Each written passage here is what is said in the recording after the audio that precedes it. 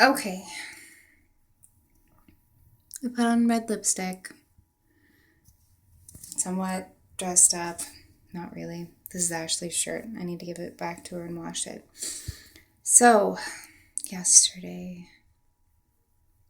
I did a lot of things I wasn't proud of yesterday. A lot of things.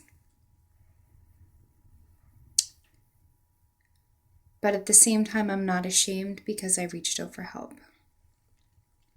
It's weird. I haven't had a shower in a week, and you wouldn't be able to tell because I have red lipstick on, and red lipstick makes everything all better. So, yesterday, well, let's start back to when I was released. I was released on Thursday. I was asked what diagnosis I had. They said depression, and they said post traumatic stress and childhood adversity, whatever that is. So, then they need to give me certain medication, so I get really, really angry and irritable now. I never used to. My anger scales and people who know me are like, you angry? But I mean, I'm talking pissed. I was calling and being really snide remark and really snarky because they told me if I had any problems, I could call them and they could help. I said, hey, on Thursday I got released and you guys forgot to give me my as per needed lorazepam, which helps me calm down when I get to that point. And they said, oh, yeah, don't worry. Sorry, we faxed that to the wrong pharmacy. And then they called me 3 times, to verify that they had in fact sent it over and it will just take a little bit longer. And for a couple of days, I didn't need it. I was fine. And then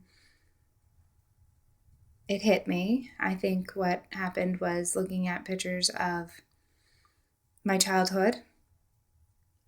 And remember when I said that I really didn't think I was beautiful? Well, that hit hard to have people teach me something all of my life and like I was worth nothing. And it also hurt because there were only some pictures of me. There wasn't a whole lot of pictures of me. And I lost out. I lost out on my childhood. And that really hurt. So I call the, who did I call first? So I called 6 Lane probably 6 times and they said they didn't have my chart. And unfortunately, basically that means that I mean nothing to them. And I did, if you can tell with my wrist.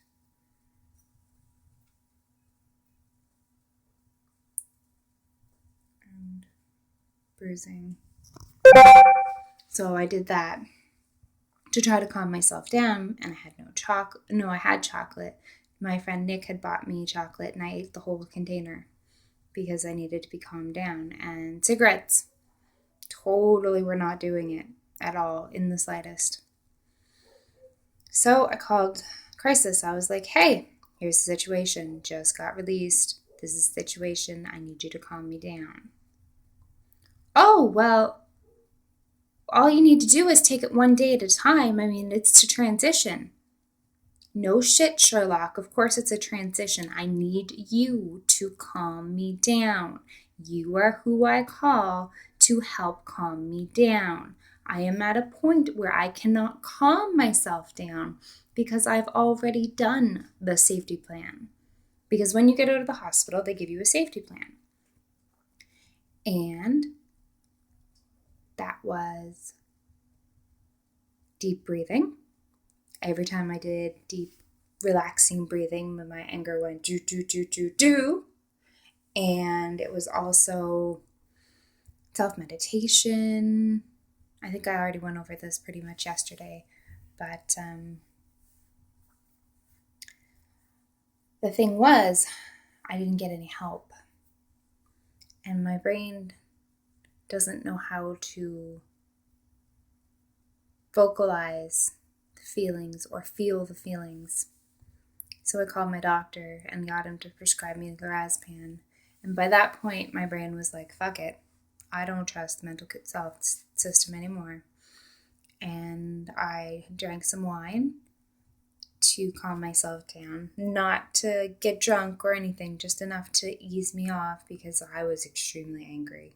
I found out that I have $225 to live off of, $78 for a bus pass, and I get $28 that goes towards my gluten-free crap.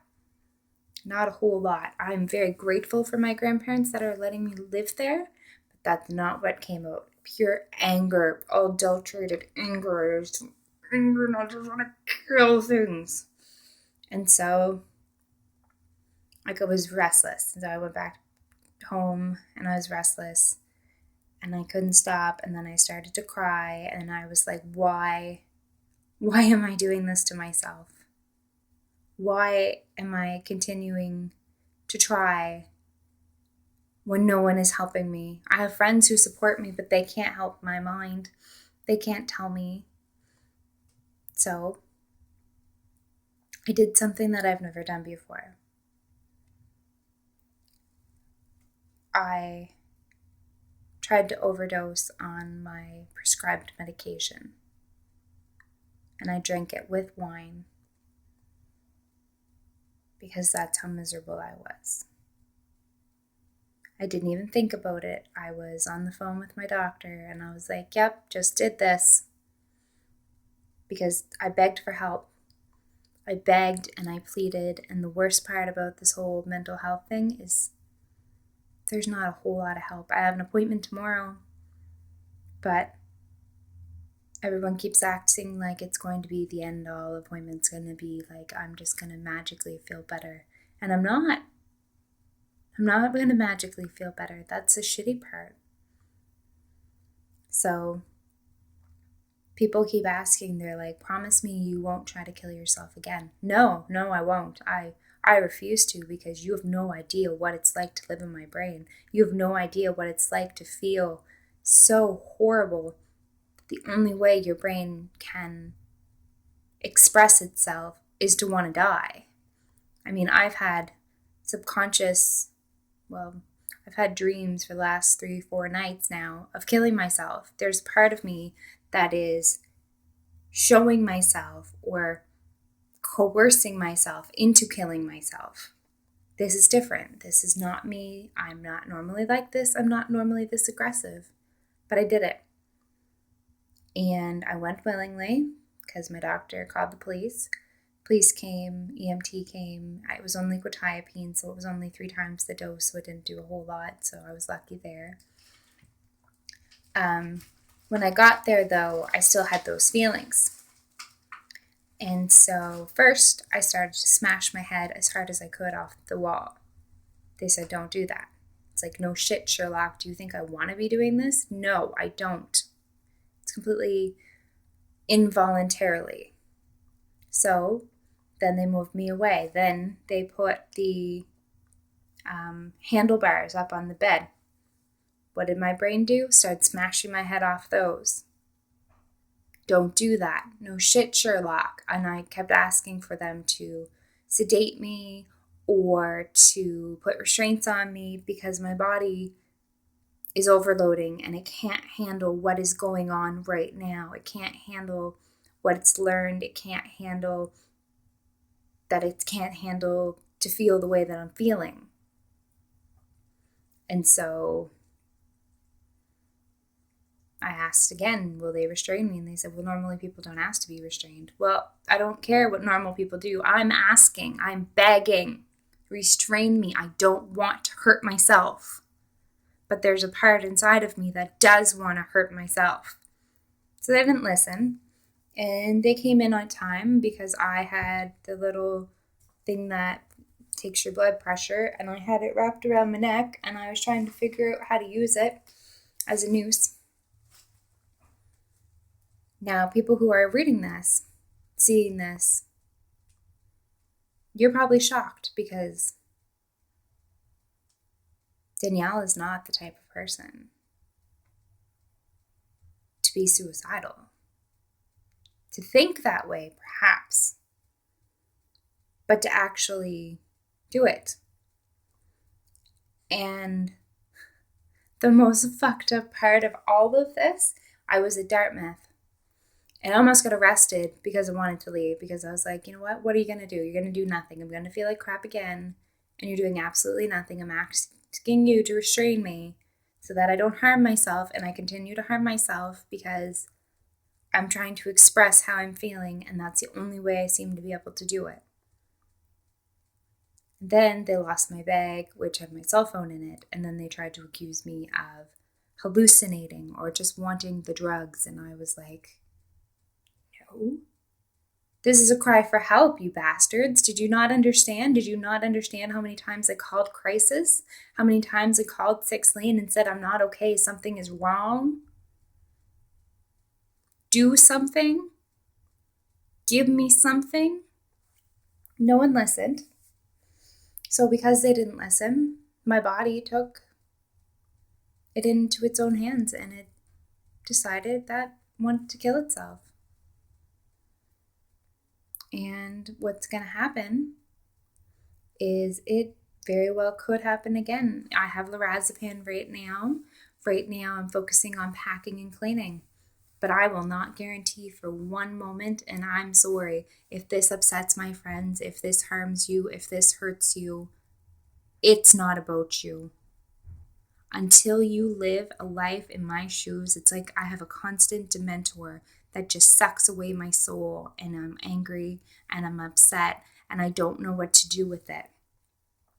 So I'm sorry if this hurts you, but for once in my life, I will not live for anyone. I will live for me. I'm right now packing everything up and doing everything I can in case I have another meltdown or whatever you call it. They don't even know what to call it. They said I'm just reacting to the situation at hand. That seems like a little bit of much of a reaction to me, and no one seems to want to tell me. I have dysmania, I have generalized anxiety, and I have borderline personality disorder. That's what they've diagnosed me with. But I don't have dysmania. I have certain symptoms of all of these different disorders. I have certain symptoms of depression, certain symptoms of bipolar, certain symptoms of all of these things that they just, to be quite frank, they told me last night, they don't know what to do with me. They think me seeing a psychotherapist is the best thing, but it's 2-month wait. The worst part of this, you don't even understand. I'm home. I took pills last evening, and tried to kill myself. I talk about it as if it's nothing, because they made me think like it's nothing. They released me. They said it was the best thing for me to go home and wait for Jack, my social worker, to handle things. I told them I would do it again.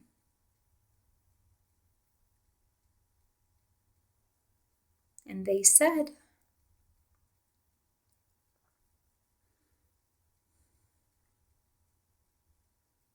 that I could go home. That to me shows me that they don't give a rat's ass. And I don't want their help anymore. I'm going to try to talk to Jack and maybe get myself off this medication, because maybe the medication is making me worse. I'm going to try natural things. But I will never go back to an institution. I will never rely on the medical health care or whatever if I absolutely do not have to. If I have a broken arm, I will do something to fix it. They burned their bridges with me. They fucked themselves. They really and truly did. Who sends someone who's not suicidal feeling but actually tried to commit it? I had no idea what I was doing because I don't try to normally commit suicide. It's not something I normally do. I mean, people may think, oh, well, she's being so calm about it. It must not be that big of a deal. But it must not be that big of a deal because they kept me home. They sent me home. They gave me a taxi jet. Go home. Go rest. Not, we'll call you and check up on you in the morning. Not,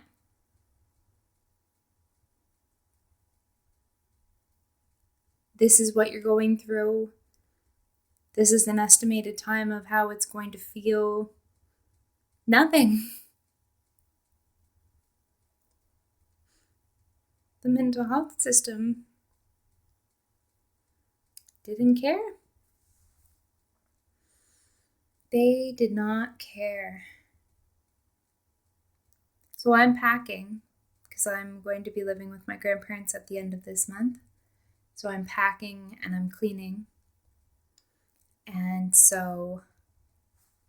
my cats will go live with my grandparents, which will be good. I'm getting rid of stuff that I don't need. But I'm doing all this in case I get that feeling again.